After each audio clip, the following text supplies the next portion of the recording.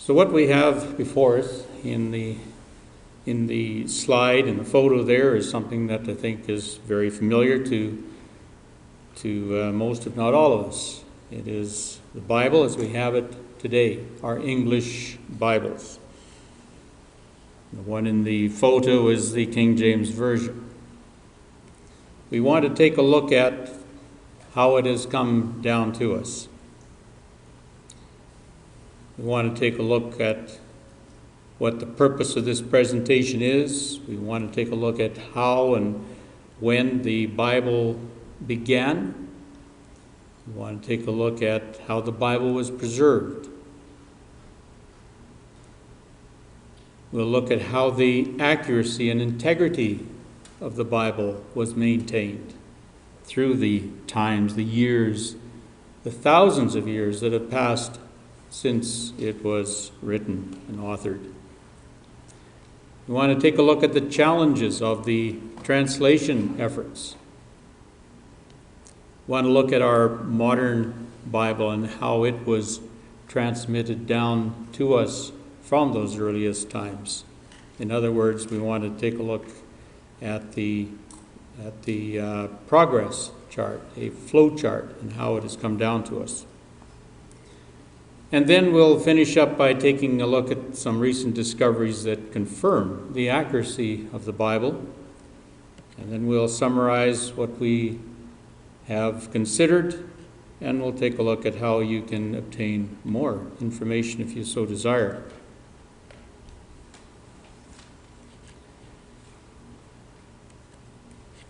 So we have our Bible, the divine message to humanity. We are so fortunate to have that. It consists of 66 complete books, and we can think of it like a library. It's not just one book, it's many books. It's 66. And it contains subjects such as God's law, the history of God's people. So it's a history book. There's a lot of poetry contained. There are the messages of the minor and major prophets. And then there's the New Testament books, the Gospels, and the history of the Acts of the Apostles, and all the letters that were written. The Old Testament is really the base of the Bible. It is really, when you think about it, it was the Bible that Christ and the apostles used when they taught the gospel message. They did not have the New Testament. So the Old Testament is foundational. Everything is based upon that. The New Testament writings are based upon that. The Jews divide the Old Testament into three portions. There's the Torah, the Nevi'im, and the Ketuvim. In other words, the law and the prophets and the writings. Christ referred to that in Luke 24:44. He said unto them, "These are the words which I spake unto you while I was yet with you, that all things must be fulfilled which were written in the law of Moses, and in the prophets, and in the Psalms." There's your three parts of that Old Testament concerning me.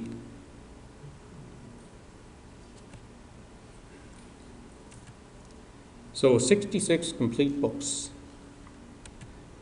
40 authors approximately, you can give or take one or two, depending on, there's a few things that we're not exactly sure about on the authorship.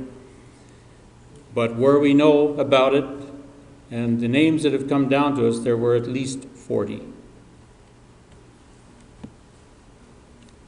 So the purpose of this presentation, we want to outline to you the long and tedious process by which the Bible is being handed down to us in its present form, so that we can be better equipped to understand it.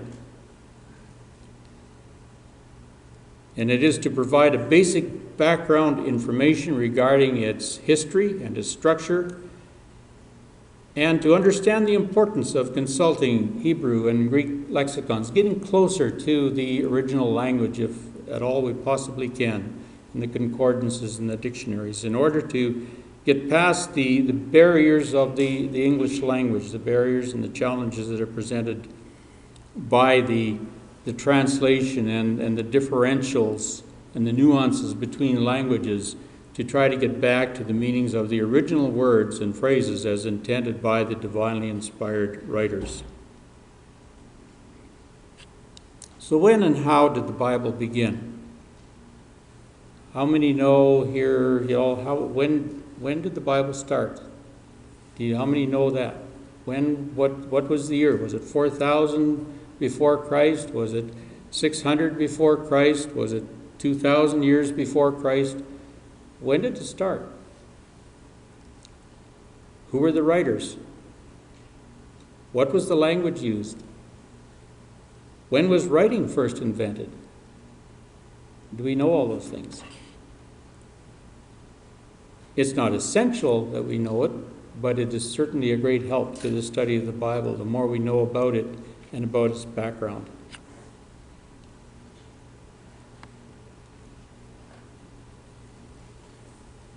The first manuscripts were threatened by many dangers.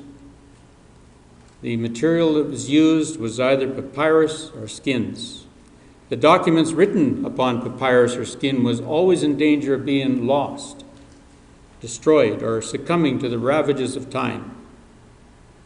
Consider the effect that, even today, like we know if you got a book that's 10 or 20 or 30 years old, it's starting to get worn. What happens after 100 years? What happens after 200 years to a book? We know what happens. It becomes old, it becomes brittle, and as soon as a hand is laid upon it, when it gets old enough, it falls apart. And the more it's used, the more it succumbs to that. Therefore, if you go back to the old times and when this happened, in order to preserve the manuscript and increase its usefulness, it was copied laboriously by hand many, many times. None of the original manuscripts are in existence today, or they're at least not known to be in existence. They haven't been discovered. When the tribes of Israel were carried off into captivity by the king of Babylon and the king of Egypt in the 6th century before Christ, they brought with them their copies of the scriptures into Babylonia and into Egypt. And these copies became the sources for future manuscripts and versions. So let's just take a look at a graph as to the time period. And the little black line, now if we go back to creation, as depicted in Genesis, it's 4,000 years before Christ. So that's right at the top of that chart. And our time is right down at the very bottom.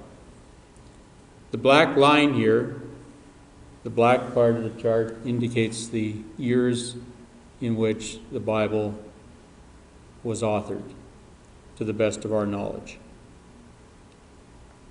We have the time of the flood, about 2600 before Christ, the time of Abraham, about 2200 before Christ. The first 5 books of the Old Testament, which the Jews call the Torah, was written about 1500, again, as best we know. Then there was the Psalms, the Proverbs, and just to get it a little bit more detailed, pardon me, let me just try this again. There we go. To get it a little bit more detailed, we'll illustrate it like this. So approximately, as far as we know, about 1500 before Christ marks the authorship of the first 5 books of the Bible. Then Job, Psalms, Joshua, and some more Psalms. Most of the Psalms by David were in around the year 1000 before Christ.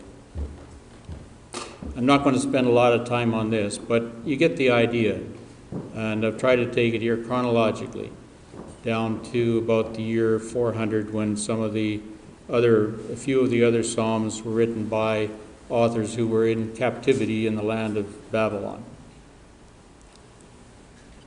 And similar with the New Testament. And here we start on the other side of the birth of Christ and then ascend in the dates as we move towards the bottom of the chart.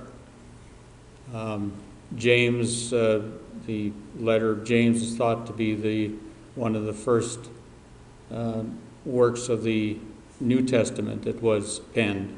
Then you have the Gospel of Mark, the letters to Thessalonians, then 1 Corinthians, Galatians, Gospel of Matthew, and so on down the line in the New Testament.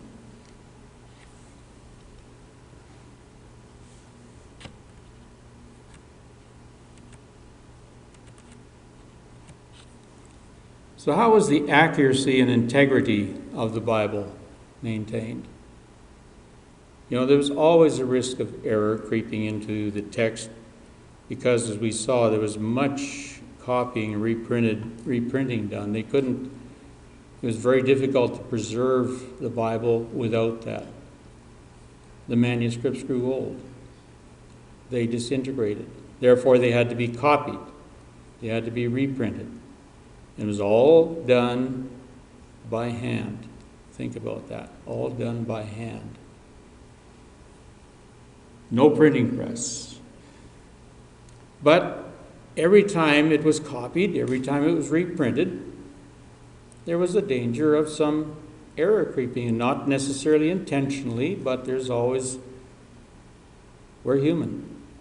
And as long as the human element is there, there's a possibility of errors that are unintentional but occur simply by accident. Think about how many simple but aggravating mistakes occur when we just try to make an exact copy of just one page of printed material, the effort that has to go into that. A few textual errors have occurred as a result of the copyist's desire to make a correction to a statement, use more colorful wording, bring a statement into harmony with the theological ideas, either of the copyist or of the time period in which he lives. There's always a tendency to do that. If I have a certain bias towards a certain religion, a certain theological opinion, and if I were a translator, I may have a tendency to translate according to my bias. And that's happened. By such means, a few textual variations have occurred over the hundreds of years that copies have been made. However, the problem is not as great as one might think it could be, because conscientious minds soon became aware of what was happening. And as a result, whenever a copy of a manuscript was made or a version was printed, there was a concerted effort to preserve and use for the source the oldest and most original manuscripts in existence, and do everything possible to keep it accurate. Many of these manuscripts, although they're not the originals, but many of these manuscripts are in existence today, some having been preserved for over 2,000 years. And although, as you say, they're not the originals, they have brought to us the Bible in the most highly accurate and readable form.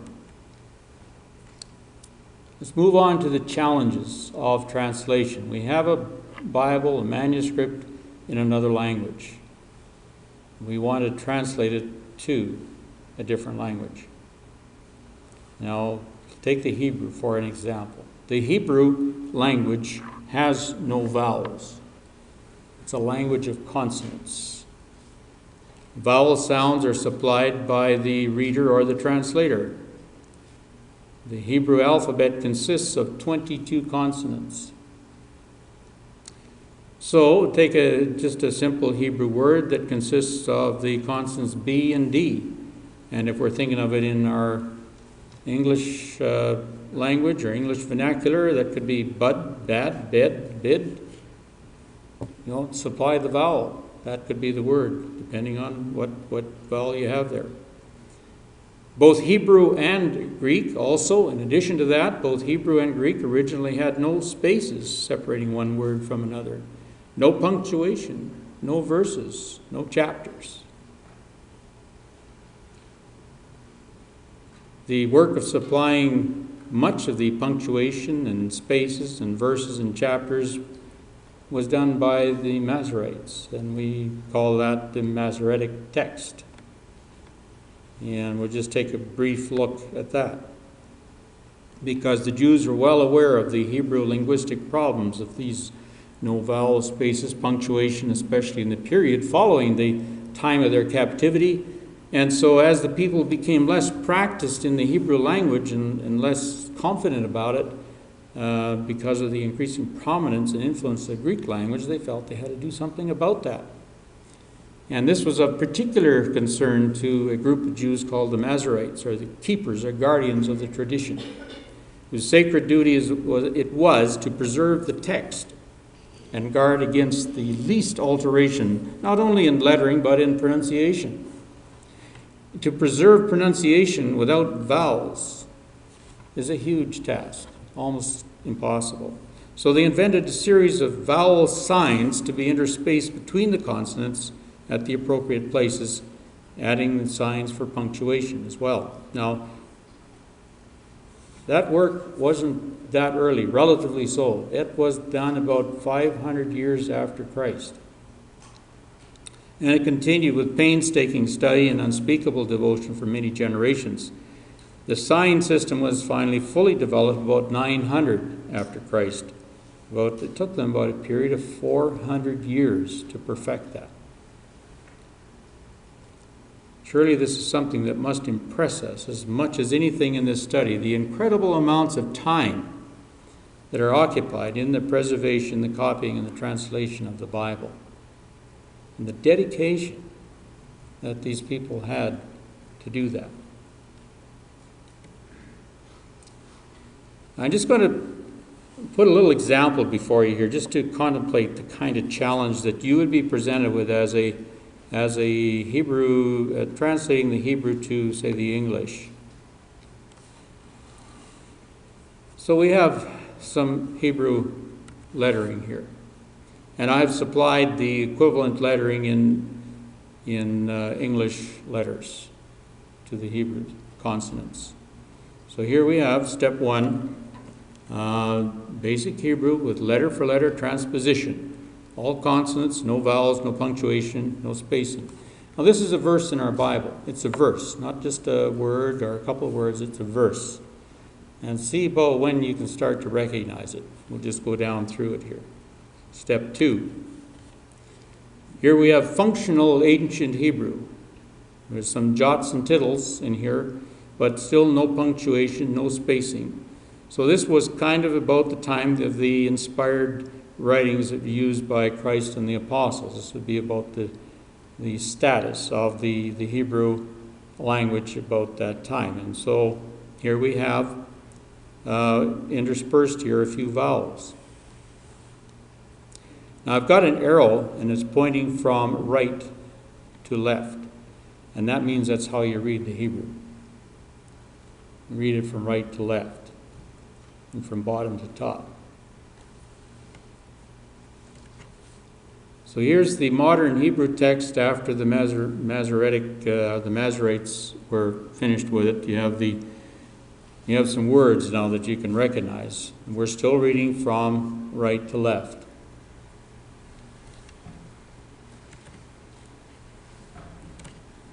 And now we've got the Anglo conversion. Now we've taken it from, and just reversed the flow. And we've taken it from left to right. And all of a sudden we can recognize Yehovah, Yahweh.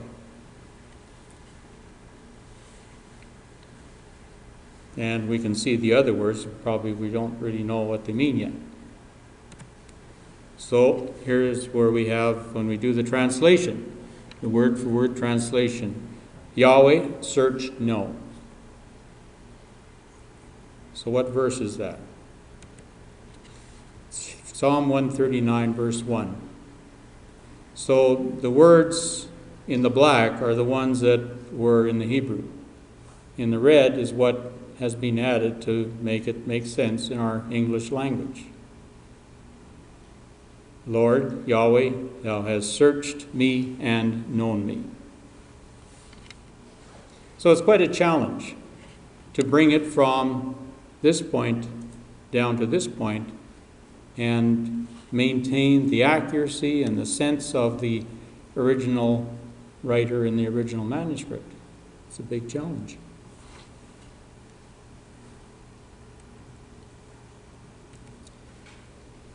So we'll just take a look at the flow of how the modern Bible has been transmitted down to us. And of course, this is a bit of a picture chart here. You know, word of mouth. These are some of the before the time of Moses and the writings in around 1500, 1500. There was 2,600 years. That's more than from the time of Christ down to us. In fact, it would be about from the Babylonian captivity of the Jews down to our time before there was any writings. So it was passed down by word of mouth. And that's how Moses would have become acquainted with it, passed down by word of mouth. And of course, we do understand, as the Bible very clearly says, that there was inspiration involved. So without that, I'm sure that would have been very difficult to have had any kind of an accurate picture of the events of 2,600 years before the writer. There was also stone tablets. There's a lot of information on stone tablets. The Moabite stone contains a lot of information about the dynasties of ancient times. And there was the scrolls of animal skins. And of course, these are all copied by hand on animal skins and on papyrus, early paper. And these scrolls, these were not like the computer I have now, where they got eSword on there. It's so easy just to go pick a verse, do a search or something like that. These were scrolls. And in the book, The Dead Sea Scrolls, The Untold Story, there's just a little interesting few lines here. The Law of Moses is upwards of 60 feet long. So you're going to try and find a verse in the first 5 books of the Law of Moses. Start unwinding this scroll, 60 feet of it, to find what you need to look at. The book of Isaiah, some 40 feet in length. If a major omission was made, and they're talking here about the Essenes at Qumran, when they copied this, and of course we have some of their work now in the Dead Sea Scrolls that were found, and this book is just talking about what the effort was put in there. Day and night they toil in this peculiar labor of love, stretching out the skins of kosher animals over wooden frames, smoothing them with special tools, cutting them to size and sewing them together with fine threads, and then doing all this hand copying onto 60 feet long scrolls, 40 feet long scrolls. And if a major omission or miscopy occurs, the entire document must be destroyed and the scribe must start all over again. Patience.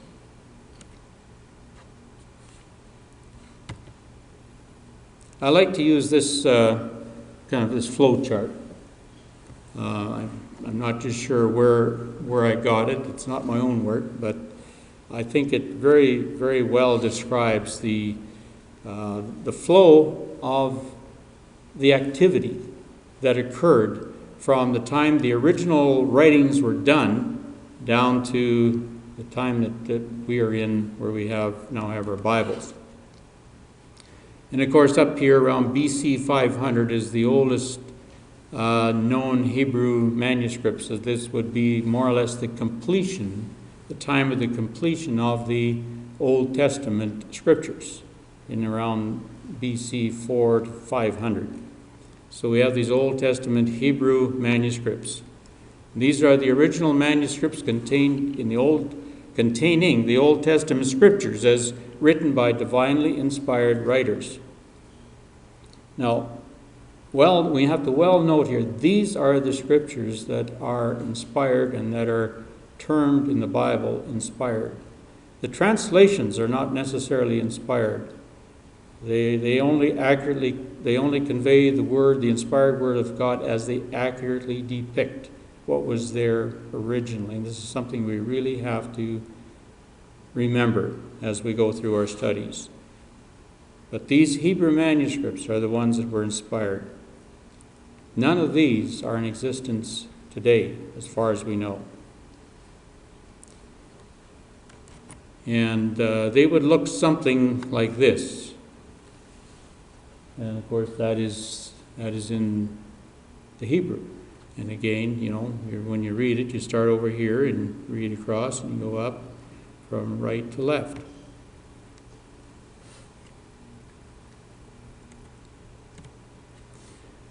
And next we come down, the next thing in the sequence is the Samaritan Revision Hebrew text. And these were commonly termed a version. And by version we mean a translation from one language to another. And it is actually more in the nature of a revision of the original Hebrew text. It was written by the Samaritans, a people who were brought into the land of Palestine in the 7th century before Christ by the king of Assyria to fill the population vacuum which occurred when the kingdom of Israel fell and its people were exiled. These were not Jews, but they were a people that came into the land of Palestine, and they were a blend of several nationalities taken from the areas surrounding Assyria. They had an intensive hatred for the Jews, and of course that was mutual on both sides, yet they claimed the right to worship the God of the Jews. So the Jewish Bible contains some writings which they did not accept. Therefore, they copied from the Jewish Bible only that part which they did accept, and that was the first 5 books of Moses. Owing to the similarity of the Samaritan language and the writing with that of Hebrew, the copy was almost identical to that of the original. So you can see the value of the Samaritan revision text to the translators, because that would be about as close as they could get to the original Hebrew manuscripts of the first 5 books of the Bible. The Samaritan version was written about 400 BC and only 100 years after the Hebrew Bible was in circulation. So again, very, very close. It approximates very, very close in time. And their hatred of the Jews caused them to zealously guard their scripture against Jewish interference, all of which contributed very highly to accuracy. And the Jews did likewise with their Hebrew manuscripts. So that competition between them boded well for accuracy. As in the case of all manuscripts, new copies had to be made from the old all the time in order to guard against extinction, either through aging or decay or from complete destruction at enemy hands. The oldest manuscript of the Samaritan version in existence today is dated about 1000 AD, 1,000 years after Christ. It became lost to the Western world for a time, but it was rediscovered in 1600. And next, just coming on down, of course, then we have the New Testament times and the Greek New Testament manuscripts. Let me slip here, just bear with me for a moment. There. The Greek New Testament manuscripts. These were the original divinely inspired writings of the apostles which circulated among the early Christian believers in the 1st, 2nd century AD. And these, like the Hebrew manuscripts, are not in existence today. We don't have them, except in the form of copies which have been made of them.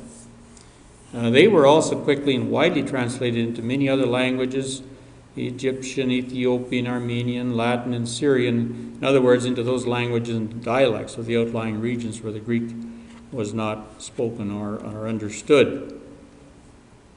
So then, coming down, that's AD now, we're after the time of Christ.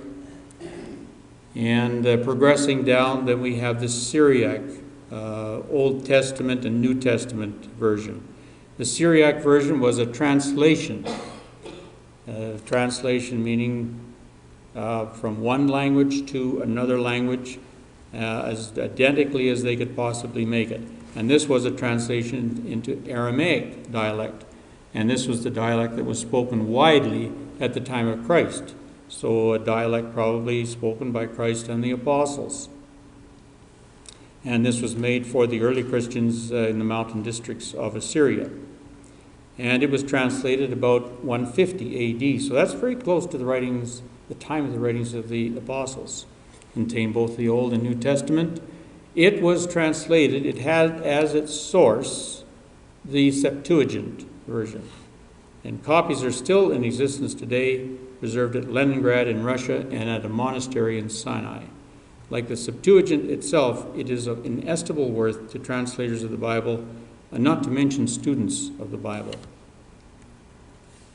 I think we might have missed the Septuagint, and it's very important that we take a look at that. It was about 250 before Christ. And it was a translation from the Hebrew language to the Greek language, and we might say, why would they want to do that? Well, because this was at the time when many Jews were carried off into Egypt. And they took with them their copies of the Hebrew manuscripts, the scriptures, and the passing of several hundred years witnessed conquests led by Alexander the Great. And they preserved these copies of the Hebrew scriptures as long as they could, and then all of a sudden they started realizing that they weren't able to read them because Greek was becoming so prevalent, and as generations passed, they didn't know how to read and speak Hebrew.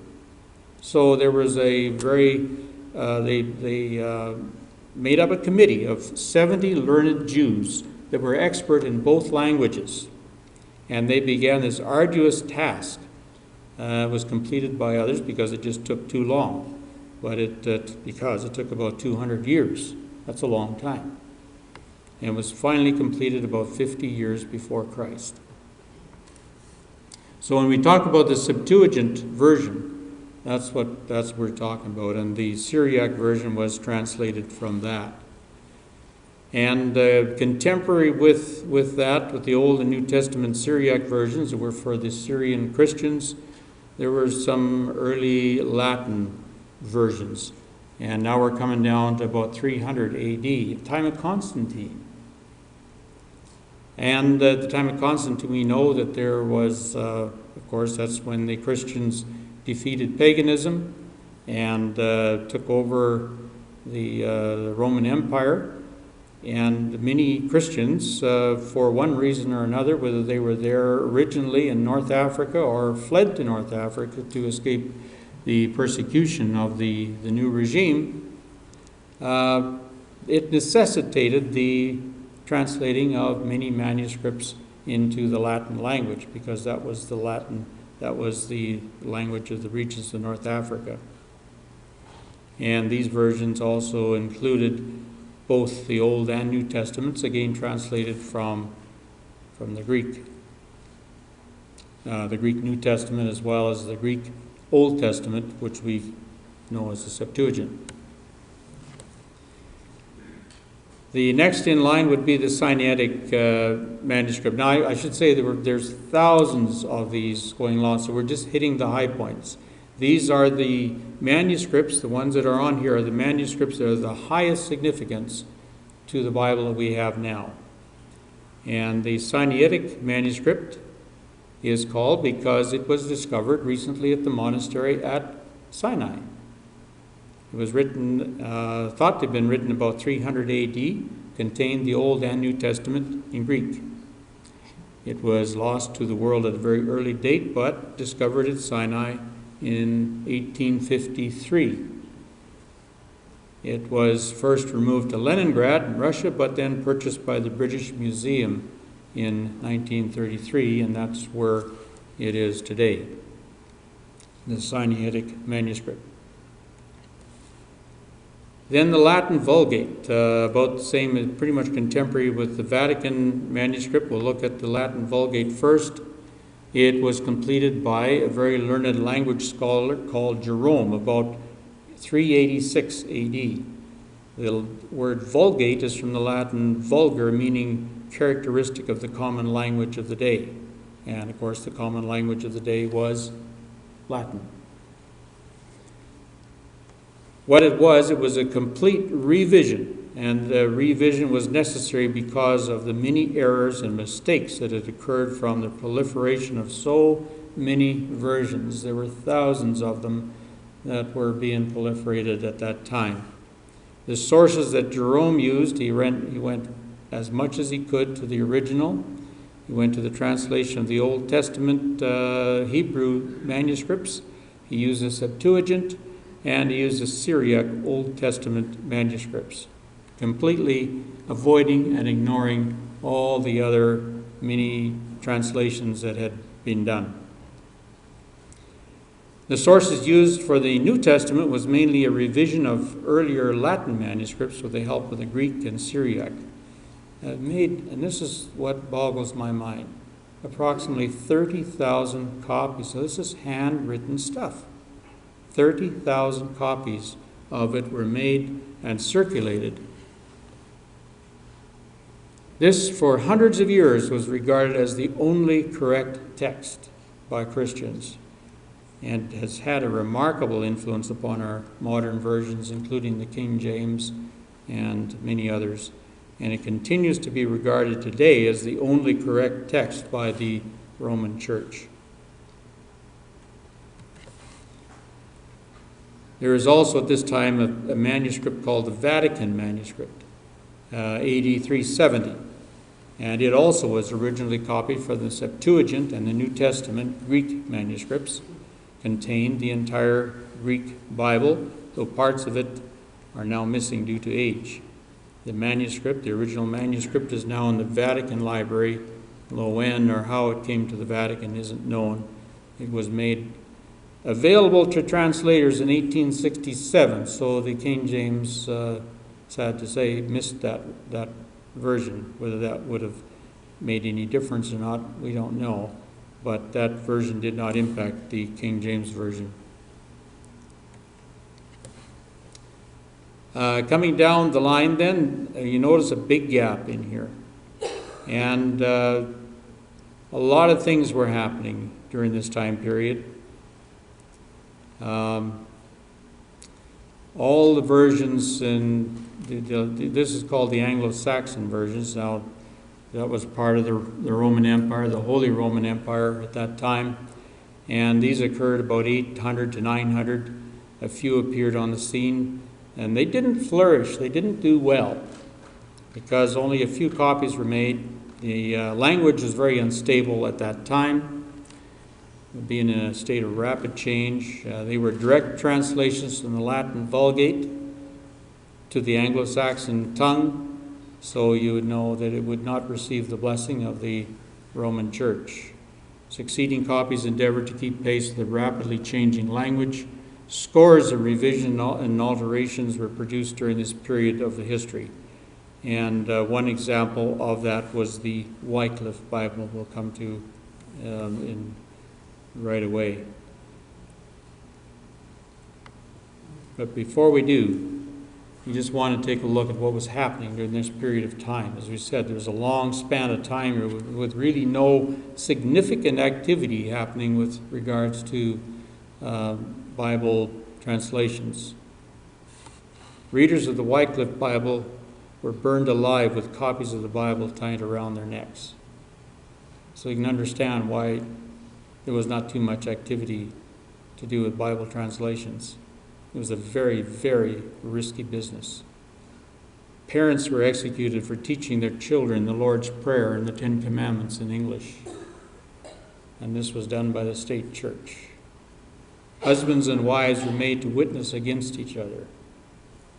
Children were forced to light the fires that would burn their parents to death while they looked on, just for reading the Bible or for teaching their children the Ten Commandments.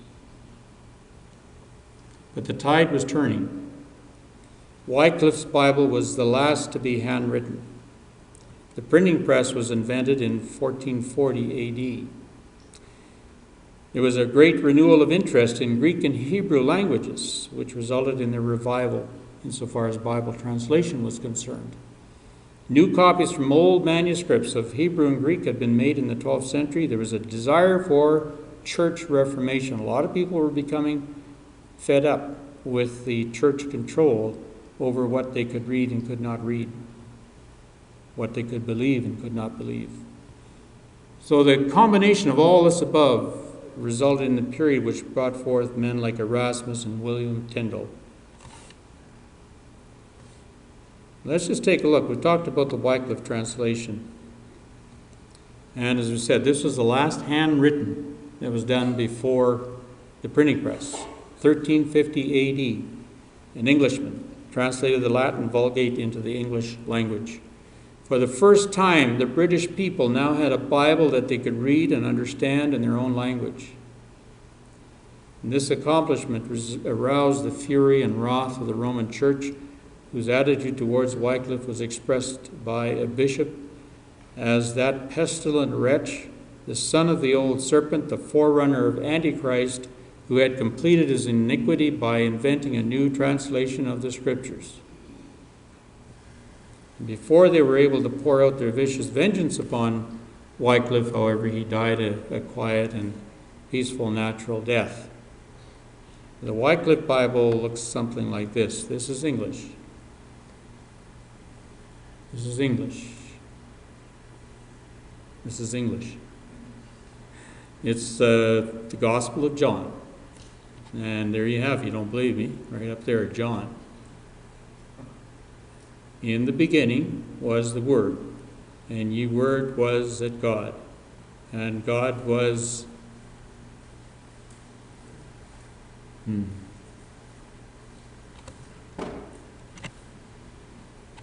I did know what that was, but I just forget now.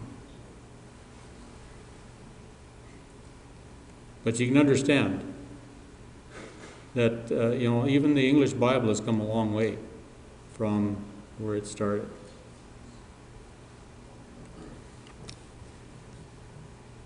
And then we've said there's another name here, Erasmus. He was a scholar of the Greek language, a very learned gentleman. His work focused mainly upon the New Testament. His was the first New Testament to be printed on a printing press. It was printed in Greek, copied from the 10th and 12th century Greek manuscripts. But he had a mission. He wanted to be the first one out of the gate with a printed English Bible. And another scholar was competing with him, Ximenes. He also had a Greek New Testament about to be printed. Erasmus apparently came under some pressure from his publisher to have his work printed first. This pressure did not bode well for accuracy. Erasmus succeeded in having his text printed first, but later he admitted that it was at the expense of accuracy in certain instances. Fortunately, however, these inaccuracies are quite obvious and easily identified by the studious Bible student. One obvious example is the passage in 1 John 5, 6, and 7 in the King James Version. It was translated from the Vulgate and forged into one of Erasmus's Greek manuscripts. He discerned the forgery, but in the haste and pressure for printing, he decided to overlook it. The passage is not contained in any other manuscript, and the Revised Version correctly leaves it out. But it is in the King James, and it looks like this. And I have the two side by side so you can kind of compare it there. And where the difference comes in really is in the wording here of verse 7 and part of verse 8. The King James says, "There are three that bear record in heaven, the Father, the Word, and the Holy Ghost, and these three are one, and there are three that bear witness in earth." And I've grayed those out, the differences I've grayed out. In other words, this was the part that was inserted that really has no reason to be there. And the Revised Version correctly renders it, I should say. This is he who came by water and blood, Jesus Christ, not with the water only, but with the water and the blood. And the Spirit is the witness, because the Spirit is the truth. There are three witnesses, the Spirit, the water, and the blood, and these three agree. And that is the correct rendition of the original.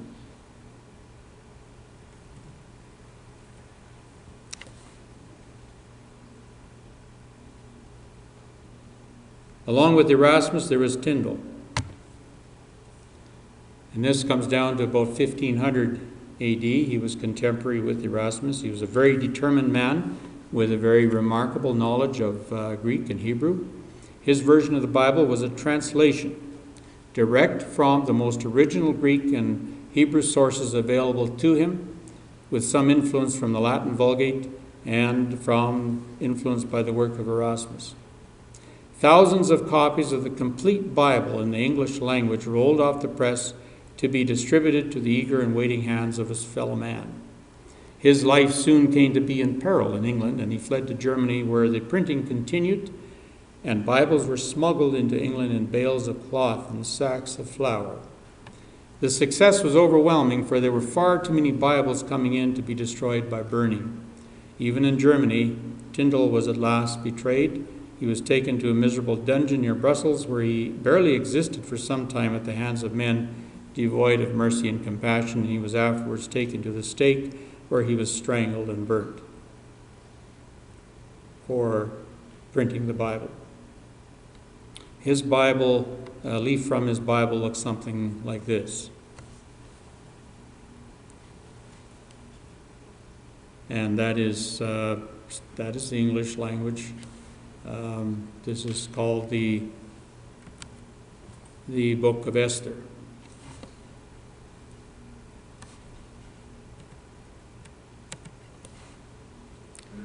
Then there were various Bibles written after that, and then we come down to the Authorized Version, or the King James Version, which is what many still use today. It's still the most popular version.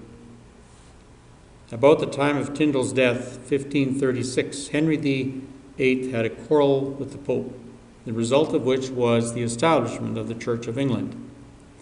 Henry and the Church of England were favorable to the idea of a Bible for the people. The bishops of the English Church were still offended by the stigma of Tyndale's name, and therefore his work was not sanctioned by them. The other Bibles which followed, however, were little more than editions of Tyndale's Bible. And then in 1611 A.D., King James I issued a command which resulted in the translation and publishing of the King James Version. And we have a leaflet from that version here. And this is the epistle of Paul, the apostle to the Romans. So you see that a lot of the versions that we have of the King James has made some progress, or the language at least has changed. I don't know if it's progress or not, but the language has certainly changed in the way it's spelled and the way it looks. And it's still changing. It's a rapidly changing language.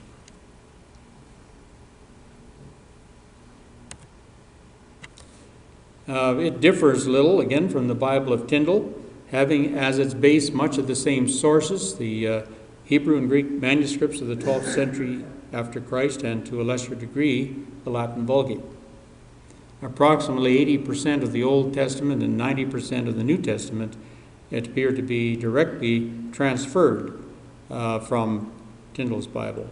And as we said, it's still the most commonly accepted, and due to the changing English language, many words used therein are changed in meaning or have become obsolete in today's vernacular. And the final one we look at is the Revised Version. We know there's a great many other versions out there. That's not really the subject. That's not really part of our subject today.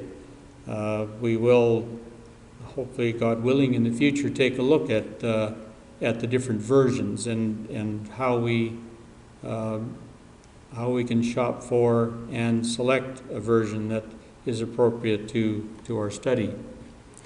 But for today, we just want to take a look at the at how the Bible has come down to the point of the King James Version and the Revised Version, which are probably most representative of what's commonly accepted. Many old manuscripts have been discovered since the publishing of the King James Version, and some of these are the Samaritan Revision manuscript, the Greek Septuagint, the Syriac version, the Sinaitic manuscript, the Vatican manuscript, the Alexandrian manuscripts. These are the most important ones, and there's quite a few others. So the discovery of all those manuscripts prompted the writing of the Revised Version, which was also undertaken in 1870 and completed in 1885. And later on, in 1946, further revision occurred, producing the Revised Standard Version. And all we want to say about these is that we can rest assured that with the combination of the King James Version and the Revised Standard Version, we do have the original Word of God as much as one language can express another. And that is always a challenge. But as much as one language can express another, we have the original Word of God intact. And the value of the combination of these two versions will become apparent when we focus on choosing a version for personal study, which will be the subject of another talk.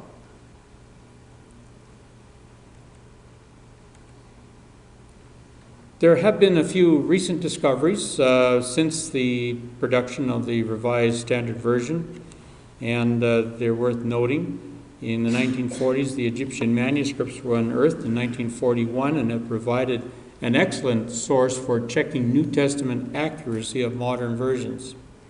And also the Dead Sea Scrolls, discovered in 1947, and these are equally valuable for the Old Testament. The Dead Sea Scrolls are in Hebrew, and they date back in time almost 2,000 years, giving us some of the oldest manuscripts we have available, about the time of Christ or just before. They're also contemporary with the completion of the Greek Septuagint.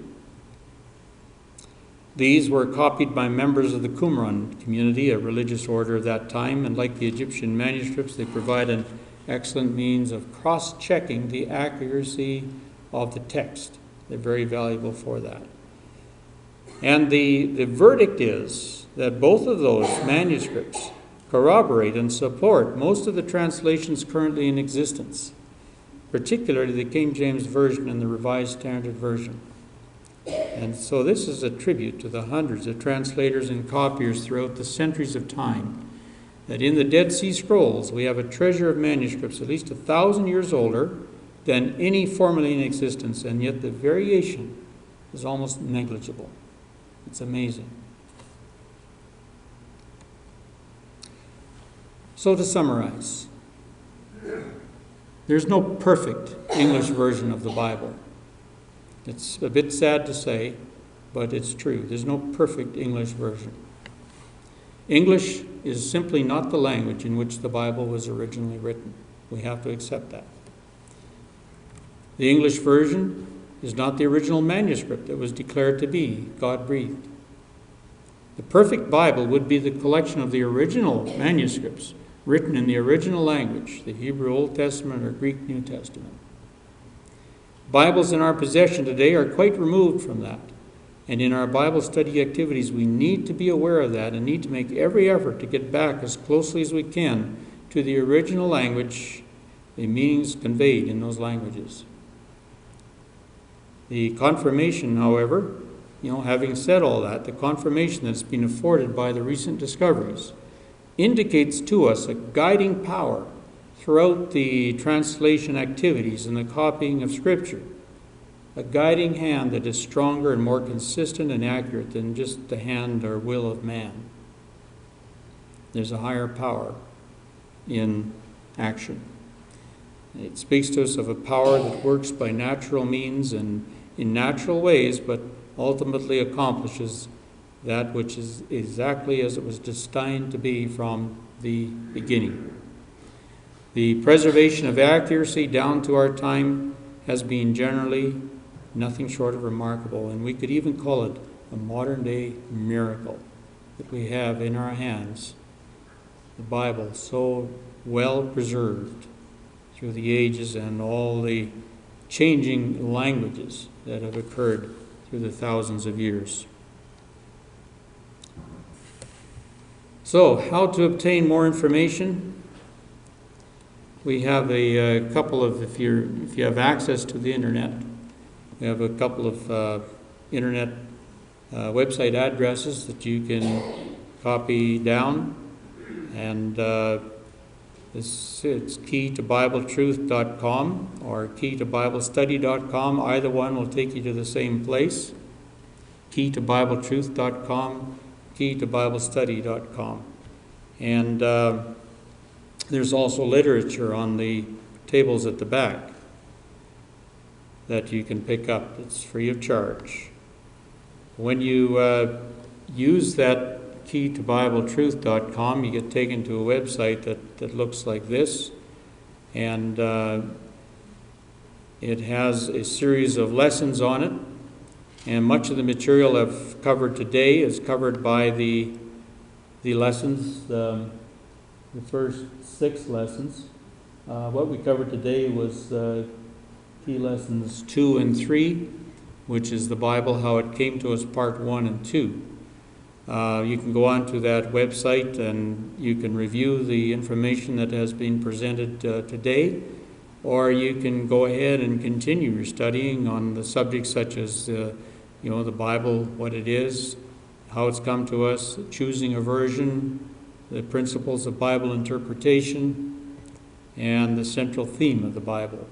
And once you've reviewed those first 6 lessons and lesson subjects, you should be well equipped to continue your Bible studying down through the rest of the subjects and the topics which are presented there in the Bible. So I thank you very much for your attention.